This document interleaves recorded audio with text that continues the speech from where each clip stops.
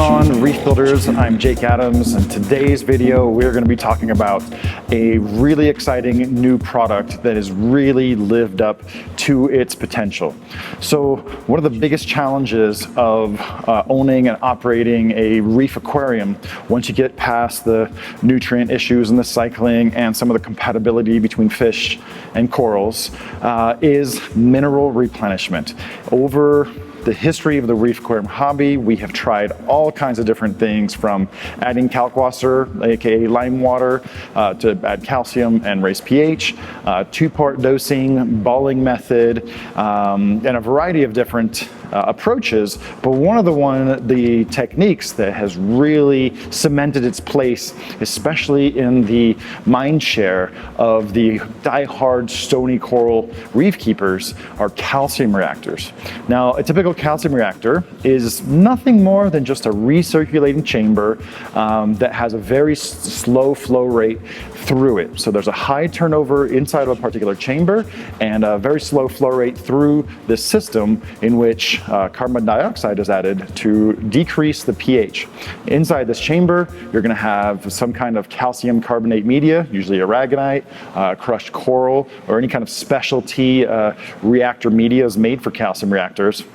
And as the pH drops, these solids will dissolve into the water, automatically replenishing alkalinity through carbonates and calcium directly, and a little bit of trace elements. But the only thing it doesn't really add is magnesium, but that's an easy one to do manually. So a typical calcium reactor uses a pH probe to control the internal pH inside of the chamber, trying to keep it usually in the neighborhood of 6.5 to 6.7, depending on personal preferences. Sometimes it takes a little bit of fiddling to get your effluent, or your outflow of mineral-rich water from the calcium reactor. It takes a lot of practice, dialing it in, a trial and error, and a lot of measurement of the alkalinity that's coming out and the pH that's inside the reactor and what's coming out.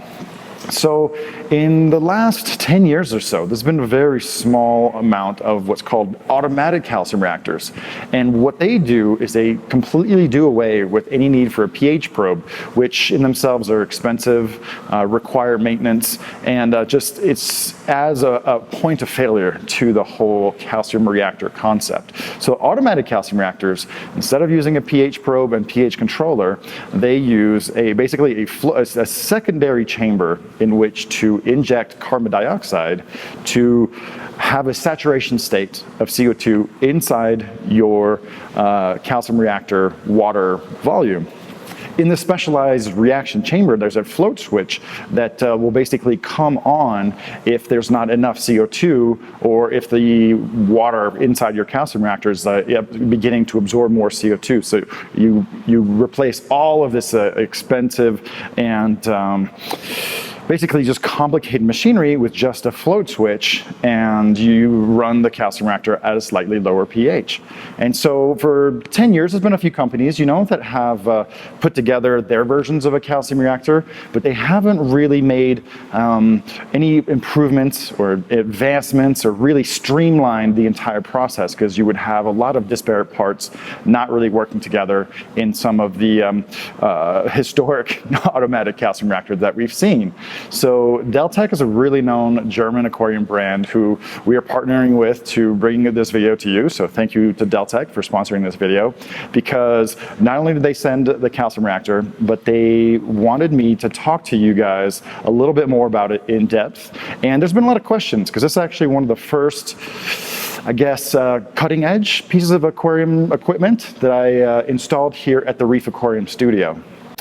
So I've plugged in hundreds and hundreds of devices here at the studio, knowing full well that not all of them were going to work flawlessly out of the box. And if you look at something like the Deltec automatic calcium reactor, the CR Twin Tech, you look at it and it just seems like it would be complicated. It just seems like something would want to go wrong with it. Because the first time I saw it in Germany, in Interzoo, right about a year ago, I was conflicted when I first saw the CR Twin Twin-Tech from Deltec, because it's got a lot of bells and whistles and tubes and wires and little gadgets and gizmos, the kind of things that's eye candy to a Reef gearhead like myself. But on the flip side, it was also a little bit intimidating, thinking to myself, man, like, how does all this come together to actually work? And Deltec's better known for building like regular calcium reactors, and they're better known for making protein skimmers. And so when I first saw the Twin-Tech, I was very excited, but also had a slight fear that they maybe over-engineered the idea of an automatic calcium reactor. I knew that when I was setting up this machine, I was just going to have to take my time, go step by step. And although there's a lot of tubes and wires going every which way, if you have a basic understanding of calcium reactor principles and fundamentals, once you follow every little part that comes from the controller box of the Twin-Tech calcium reactor, they're all familiar, right? So it's just the way that it's packaged is kind of intimidating in some ways. But after putting it together and working on it for, just tweaking it maybe that first day, it's really not nearly as complicated as it looks. And I'm telling you, when you look at this B-roll and you look at the machine, there's definitely going to be a part of you that's going to be, again, a little bit intimidated by all the parts and pieces. But once they're installed and once they're set up, it's actually been really smooth sailing. So do you want to know what I did to review this Twin-Tech calcium reactor after setting it up? Nothing. Absolutely nothing. I can't tell you how weird that is to have something so sophisticated that promises to automate the calcium reactor function. And it actually does what it's supposed to. You guys know how I feel about aquarium controllers in general. So the head unit for the Twin-Tech is the closest thing that I have to a aquarium controller of any kind. And I've done nothing to it in about 6 or 7 months. I think I installed it earlier this year. And it's been an absolute dream. It's totally quiet, except for the alarm that lets you know that your carbon dioxide has run out. And so that's the only thing I've had to do to this calcium reactor in 6 or 7 months is replace the CO2 tank. And while I was at it, I doubled the size from a 5-pound cylinder to a 10-pound cylinder. And it's just been a really, really great experience. It's supporting a 400-gallon system while running only 10 liters per day through the unit. So that is the really, really cool part. When I need more mineral balance, or have higher mineral demands, all I have to do is press a little button to increase the amount of effluent that this machine will produce on a daily basis. And so I'm just at the point where this 400-gallon system with all the corals and coralline algae and different reef animals are starting to require and demand more minerals, because this is the first week I've actually manually added a little bit of buffer and a little bit of calcium before I leave, because I wanted to give a little bit of a berth, for mineral consumption while I'm gone. But to tell you the truth, there's so many things that seemed like they could have gone wrong with the CR Twin-Tech that have not. It has worked so freaking well. It's incredibly well designed. There's a part of me that I'm actually looking forward to the day where I have to open it up to change out the calcium reactor media. I'm sure you guys will ask. I'm a reborn media guy till the day I die. I did add a little bit of the Brightwell magnesium media. I know that doesn't add that much to the effluent, but it's something. And I'll probably try to add a little bit more in the future.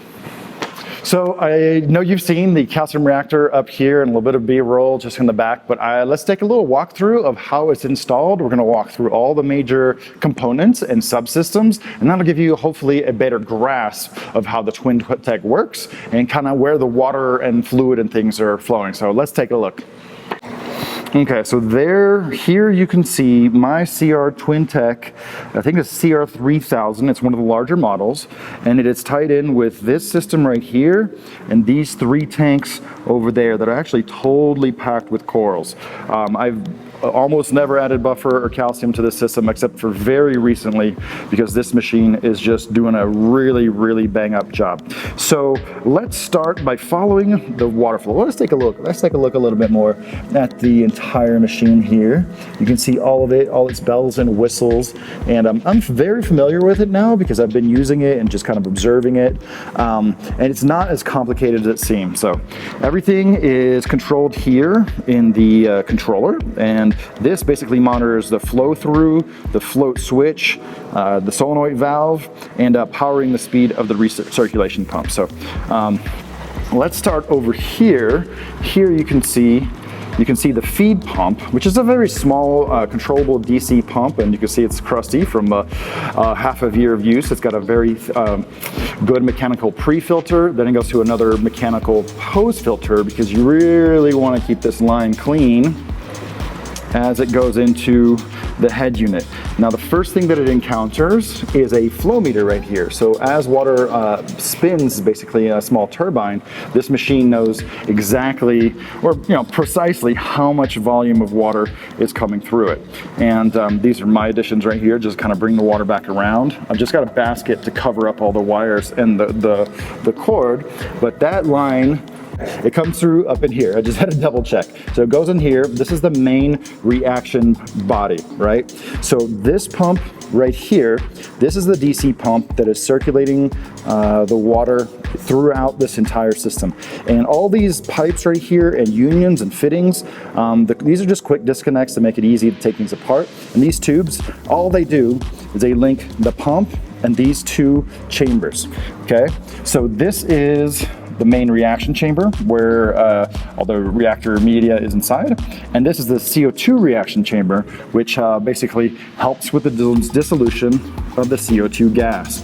So here you can see is the water level and the float switch. This is basically running parallel to the reaction chamber. And as gas dissolves into this, basically the water level will rise, and as it rises it will trigger this float switch, and that will tell the machine right there to dose more CO2 because it's hardwired here and it's hardwired here. So the solenoid actually comes with the machine. So the only thing that you have to bring is basically your own CO2 tank and a very small basic CO2 regulator. You don't need any like fine grain control because the solenoid is gonna be controlling everything. And then these two valves right here are only used basically on startup, basically to eject water from these pipes to create the siphon.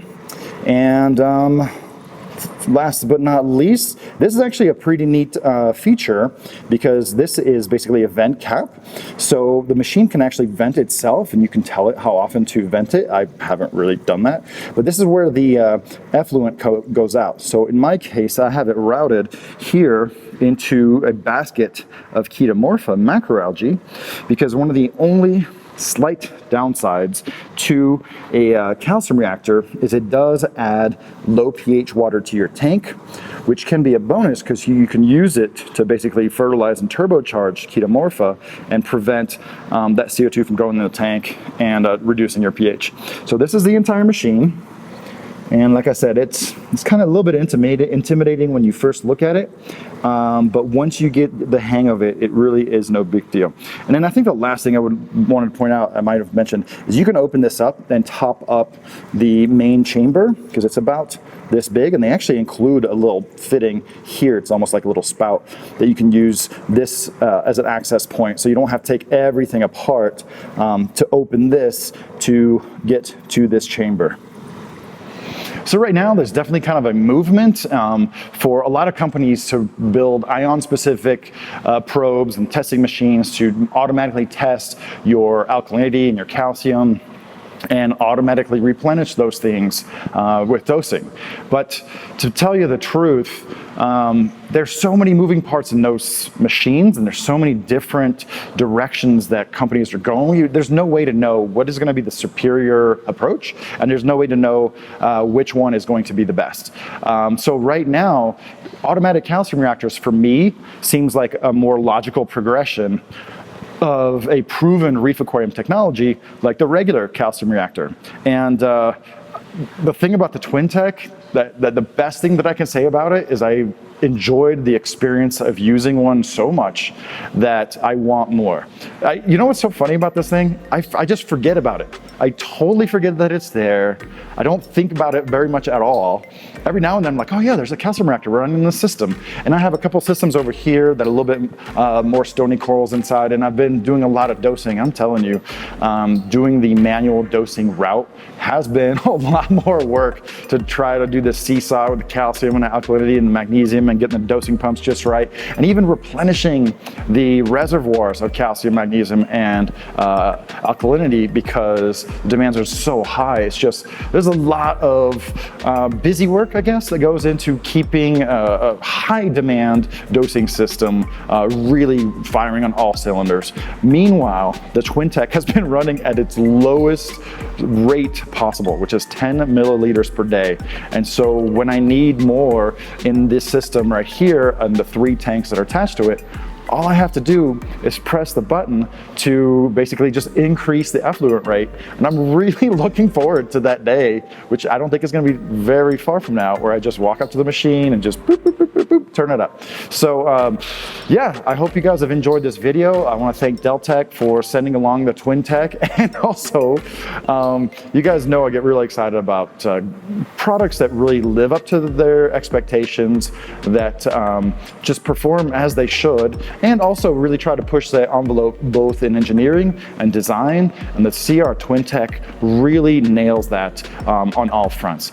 So it is a German product, so it's got a little bit more of a boutique level of craftsmanship. It is expensive, but for me, if it really, really works and it keeps the reef aquarium experience fun and trouble-free, if every Twintech could perform just like this one, oh my goodness. You guys, those of you that are on the fence, I hope this video will convince you that I've had 110% positive experience with this machine, which seems counterintuitive when you first look at it. So I know you guys are going to have more questions about this machine that I probably haven't answered. Go ahead and put your questions down in the comments below. Thank you for tuning in. Make sure to subscribe, and I'll catch you guys on the future video.